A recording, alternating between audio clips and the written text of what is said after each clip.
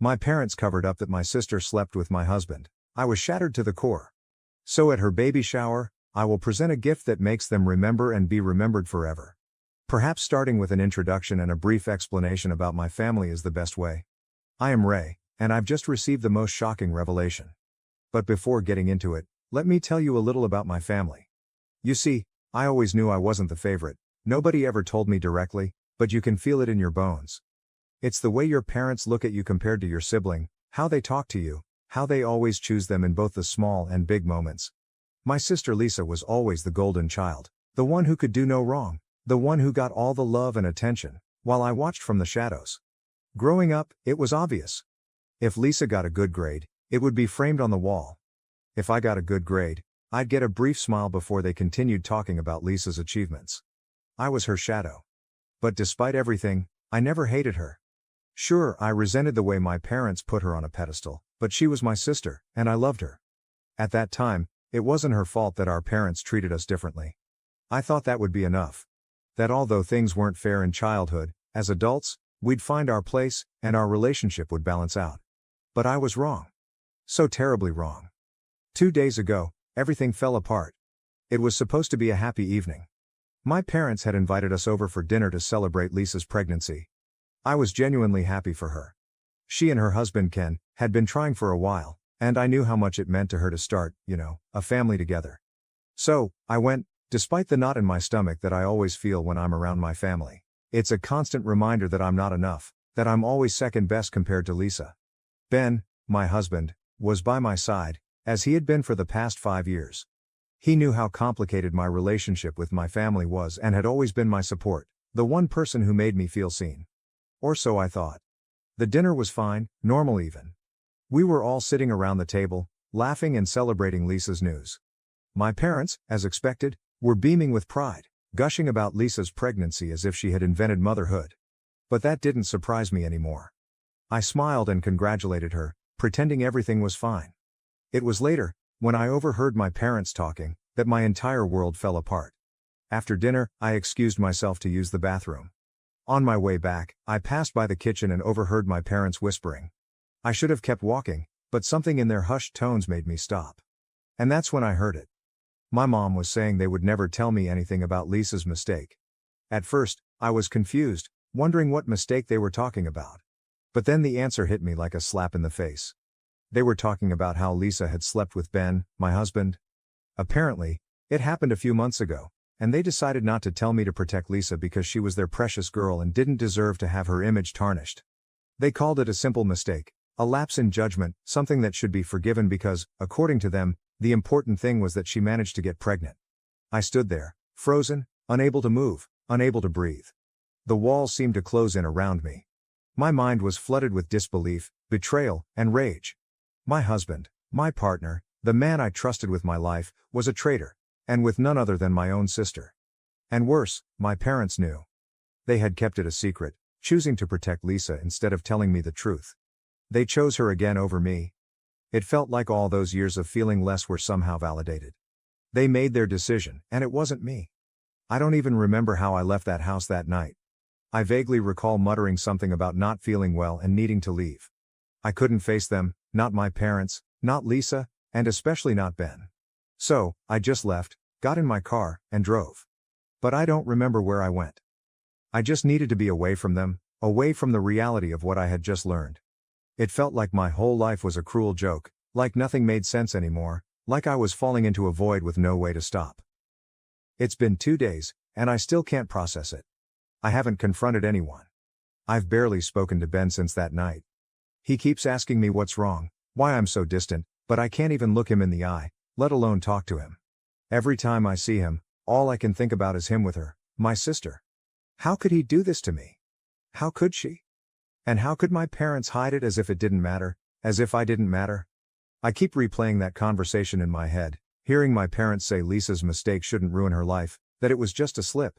But what about my life, my marriage? Does that not count? Do I not count? It feels like I've been erased, like I'm a secondary character in a story that should be mine. But somehow it's always about Lisa. No matter what she does, no matter how much she hurts me, they will always protect her. And here I am, picking up the pieces, trying to figure out how to move forward when everything I thought I knew has been turned upside down.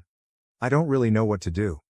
I don't know if I should confront Ben and demand the truth or if I should talk to my parents and tell them how much they've hurt me. I don't know who to face first. I don't even know if I have the strength to face Lisa. The thought of talking to her and hearing whatever excuse she might have for betraying me makes my stomach turn. But I can't keep living like this, pretending everything is okay when it's not. I can't keep this secret inside, letting it poison every thought, every moment. Part of me wants to scream at them all, to tell them how much they've hurt me and how much they've destroyed. But another part just wants to leave, to walk away and never look back. I don't know which part to listen to. I don't even know if there's a right choice here. All I know is that I feel completely broken, and I don't know how to put the pieces back together. I've spent my whole life feeling like I'm not enough, like I don't matter. And now, after all this, it seems like that's been confirmed. My parents have made it clear that Lisa will always be the priority, no matter what she does or who she hurts. But where does that leave me? How do I move forward, knowing that the people who should love and protect me have chosen someone else, time and time again? I have no answers. I wish I did. I wish I knew what to do. How to fix this, or at least how to move on. But right now, all I feel is overwhelming betrayal and pain, and I don't even know how to make it stop. That's why I'm here, really, writing this post, hoping that someone, anyone will tell me what to do because I feel like I'm falling apart, and I don't know how to stop it. I know that from the outside, it's easy to have an opinion, and that's what I'm looking for. But from the inside, it feels overwhelming. Update 1. It's been more than 2 weeks since my original post. I've had time to think, to feel, and to plan. At first, I was paralyzed by the pain, confusion, and betrayal, but now that numbness has faded and has been replaced by something cold, sharp, and much more dangerous. At first, I thought confronting Ben, Lisa, and my parents might give me some closure, but now I've decided on something completely different. Yes, I will confront them, but not to yell, cry, or ask for explanations. Instead, I want them to feel the same pain I've been drowning in. I want revenge. I'm going to exact the most thorough revenge possible within the bounds of the law. These past few days, I've been meticulous, I've been patient. They think I know nothing, that I'm that second-rate daughter and wife who just smiles and goes along with everything. Let them keep thinking that, because in the meantime, I've been working in silence, gathering evidence to back up everything I heard that night. Betrayal always leaves traces, even when the betrayers think they've covered their tracks, and I'm determined to find every last detail they thought was hidden. First, let me tell you about the baby shower. Yes, there's a baby shower. A few days after my last post, my mother called me with her usual cheerful tone, pretending as if nothing had happened, as if she hadn't been part of this massive betrayal. She wanted to know if I'd organize Lisa's baby shower since, for my family, I'm basically a servant, and of course, I'd be the one to take care of it. Probably, if the situation were reversed, she wouldn't ask my sister to organize this. Yes, she wanted me to celebrate the very person who destroyed my marriage and my life. The audacity left me speechless for a moment, but then it occurred to me to use this to my advantage. This could be the perfect opportunity to set the stage for what's coming. Of course, I agreed. I said yes, making sure my voice didn't reveal my true intentions in the slightest. She was so pleased, almost euphoric. "Lisa will be so happy," she said. I smiled over the phone, thinking about how happy Lisa would be when she found out what I had planned for her. But before making my move, I needed to gather as much as possible. I've become almost obsessive about uncovering every last secret, every message and every piece of evidence showing exactly what they did to me. At night, while Ben sleeps, I go through his phone, his laptop, even his old backups. At first, I wasn't sure if I'd find anything. Maybe they'd been smart enough to cover their tracks. But people always get careless when they think they have the upper hand. The first evidence came in the form of a hidden folder on his phone. He thought he was clever, naming it something innocent, but I know him too well. Inside were photos, pictures of him with Lisa. And it turns out, it wasn't just once, but an elaborate affair. Some photos seemed innocent at first glance, but others, well, let's just say they made it clear what had happened between them. My stomach churned as I looked at them, but I didn't stop. In the following nights, I kept digging. Text messages, emails, old social media messages. I found conversations between Lisa and Ben, some from months ago, talking about how careful they'd been to make sure I didn't find out. Their words hurt, but they also fueled me. They were so casual about it, as if I were nothing more than an obstacle in their way. But the real bombshell came when I found messages between my parents and Lisa. My mother, in particular, had been actively helping to keep it all a secret. There were conversations about how Ray didn't need to know, and about the importance of protecting Lisa's image. Lisa sent screenshots of these messages to Ben, assuring him that our parents were on their side and that they didn't have to worry about me finding out. I felt sick reading it. They didn't care that I'm their own daughter, all they care about is Lisa's reputation. I've saved everything, every photo, every message, every piece of evidence is now carefully stored on my device. I've backed it all up, just in case. I'm not going to rush. I'm going to wait for the perfect moment to act, maybe at the baby shower, maybe afterward, but I'll make sure that when it all falls apart, it falls apart hard. They won't know what hit them. Update 2. It's been about a week since my last update, and there's so much I need to share, although I'm not sure where to start. The events of yesterday feel like they played out in a dream, or maybe a nightmare, it depends on who you ask. I spent the day at Lisa's baby shower playing the part of the perfect hostess while hiding the storm brewing inside me. The facade was carefully crafted. I was the supportive sister, the cheerful daughter, the obedient wife. Everyone was there, family, friends, and Lisa's husband, none of whom knew about the storm about to be unleashed. The celebration itself was an elaborate event, and my mother, unsurprisingly, was practically bursting with pride, ensuring everything was perfect for little Lisa. My parents had no idea the real gift was coming, and it was from me. A gift that would shatter the carefully constructed world they had built. I was acutely aware of my racing heart. I could feel my pulse, not from excitement, but from the anticipation of the chaos about to unfold. As the day went on, I engaged in light conversations, laughed at shallow jokes, and arranged the many baby gifts stacked on the table. The whole time, I was intensely aware of the ticking time bomb about to explode. I could see Lisa enjoying the attention. Her smile wouldn't last long, but the longer she thought she'd gotten away with it, the better for my revenge. The moment came when they cut the cake. Everyone clapped and congratulated her, and I felt my pulse race even more as I prepared to give Lisa her special gift. I told everyone it came from the heart, but deep down, I knew it came from the depths of my pain. Then I stood up to address everyone, and the noise in the room fell silent. Lisa looked at me with a bright smile, visibly excited as she reached for the beautifully wrapped box. I had put effort into the presentation, exquisite paper, a luxurious bow, all designed to create a sense of anticipation and make it seem like a very important gift, which it was. Everyone gathered around Lisa to get a closer look as she began to unwrap it. Inside were printed photos, shocking images of her and Ben in very compromising situations. Intimate moments frozen in time, the kind of photos you wouldn't want your family to see. I had carefully chosen the most incriminating images, the ones that revealed their betrayal with undeniable clarity. Lisa's expression changed from excitement to confusion and then to horror as she processed the contents of the box. The atmosphere in the room shifted when people realized what was happening and the implications of the photos for everyone involved, Lisa, me, and my husband. But I wasn't done. As the murmurs began and people started asking questions to either Lisa or me, I unveiled decorative curtains that displayed the same photos, enlarged and arranged in a striking format. The truth was now exposed for everyone to see, a gallery of betrayal, capturing the affair that had shattered my life.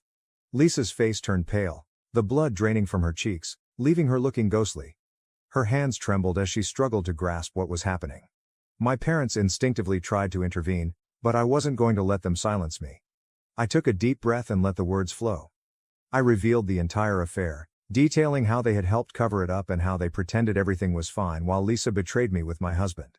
Lisa's husband, completely shocked, stormed out of the room, yelling at her, calling her a traitor, and expressing disbelief at how she could have done all this.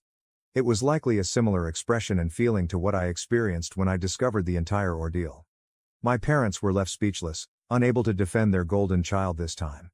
The world they had so carefully built around Lisa was crumbling, piece by piece, as I unveiled the chaos she had orchestrated. Standing there in the middle of the crowd, I felt something strange, a sense of release washing over me. Some people approached me to offer comfort, but I didn't need any of that at the moment because I had done what needed to be done. So, I took my things and left. Update 3. 2 weeks have passed since my last update, and I think the dust has settled enough to share the aftermath of my surprise at the baby shower and the fallout for everyone involved in the betrayal.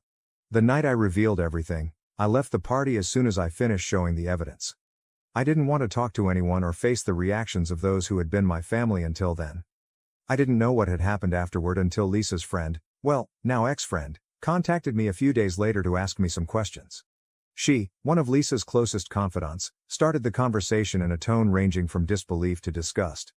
She told me that after what I had exposed, she had opened her eyes to Lisa's true personality. In her words, if Lisa could cheat on her own sister with her husband, what guarantee did anyone have that she wouldn't do the same to her? The betrayal she witnessed at the party had left her with a profound sense of doubt, and she felt unable to continue her friendship with someone like that. During our conversation, she asked for advice on how to investigate her husband to ensure he wasn't hiding something similar. I told her to thoroughly check his social media, text messages, and any conversations on his phone that might seem suspicious. I also made it clear that if she discovered anything important, I'd be waiting for her to share it, as I know many of you would also want to know. But that wasn't all she told me. Apparently, after I left the party, the venue turned into a full-on battleground. Lisa's husband's family was there, and once they understood the situation, a wave of shouting and accusations filled the air. Lisa's husband's parents were as furious as they were disappointed, hurling harsh words and insults at her for what she had done. My father, with whatever dignity he had left, tried to intervene to defend his daughter, claiming that Lisa was pregnant and they shouldn't speak to her that way. But Lisa's father-in-law wasn't holding back, retorting that their dear daughter was nothing but a harlot of Babylon. Let's just say he used a much cruder term. That comment hit my father like a dagger, and he charged at Lisa's father-in-law, intending to settle things physically. It didn't go well for him. Lisa's father-in-law landed a single punch that sent him to the ground. He didn't lose consciousness but stayed on the floor, either from humiliation or fear of receiving another blow. And it wasn't just the men willing to fight. Lisa's mother-in-law, enraged by everything that had happened, began insulting my mother, who didn't hold back either, calling Lisa's father-in-law a gorilla for hitting her husband. This provoked the other woman to lunge at her. The scene was brutal. I heard Lisa's mother-in-law pulled my mother's hair so hard she had to be separated by others. My mother ended up losing a chunk of hair, and someone even joked that she might want to start considering a wig. Some guests tried to stop the fight, managing to calm things down before it escalated further. I admit that, deep down, I feel a twinge of regret for not staying at the party to witness the fallout of my gift. It's akin to the feeling you get when you miss school on the most eventful day of the year. But despite the curiosity, I know it was for the best. I left to maintain my own peace of mind and avoid getting caught in the shame and chaos. Surprisingly, Lisa came out of the situation physically unharmed, not because she didn't deserve it, but because she's pregnant, and everyone present, even the most furious, had enough self-control not to harm her physically. Although there's a high chance the baby she's expecting is my husband's, it's not the child's fault that their mother was such a deceitful and treacherous person. Update 4. As for my ex-husband, or rather, soon-to-be ex-husband, things have progressed quite a bit. I delivered the divorce papers to him as soon as I could get them processed. He didn't get punched during the party because I think he had enough sense to stay silent and try to make himself invisible among the crowd. He remained quiet, head down, as if trying to go unnoticed. Apparently, this strategy worked, as he avoided the punch from Lisa's father-in-law, a punch he deserved more than anyone else, especially since her father-in-law was so willing to throw one. Later, when he got home, he found all his belongings thrown out on the lawn. I hadn't left a single thing of his inside. Everything was on the grass, waiting for him to get the message. He didn't say a word or knock on the door to talk to me. He simply collected his things and left. At least he understood the hint. Now we're waiting to see what happens with the house once the divorce is finalized. In the past 2 weeks, neither my sister nor my family has tried to contact me, neither to apologize nor to lash out at me, which doesn't surprise me. Even though I was the one most affected by all this, apart from my father's humiliation in this situation, they don't have enough shame or remorse to reach out and apologize. This confirms what I've always suspected. To them, Lisa will always be the priority, no matter what. This betrayal and public humiliation, while catastrophic, doesn't seem to be enough to make them reflect. I've spent my whole life trying to find a place in my family, seeking to be seen and valued. But these events have shown me that it will never happen. No matter how much they hurt me or betray my trust, I'll always be the daughter they can overlook. Update 4. I love that saying. Everyone has a plan until they get punched in the face. And that's exactly what happened to my ex-husband, but let me not jump ahead and share how things have been over the last few months. It turns out that Lisa's now ex-friend, whom I helped with her investigation, discovered that her husband was also cheating on her with my sister. As you can imagine, she confronted him immediately. During the argument, the friend mentioned that my ex was also involved in this whole mess. What did her husband do? Without saying a word, he went straight to my sister's house, where she was living with my ex, because they believed the baby she was expecting was his. What happened next was the best part. The man punched my ex directly in the face.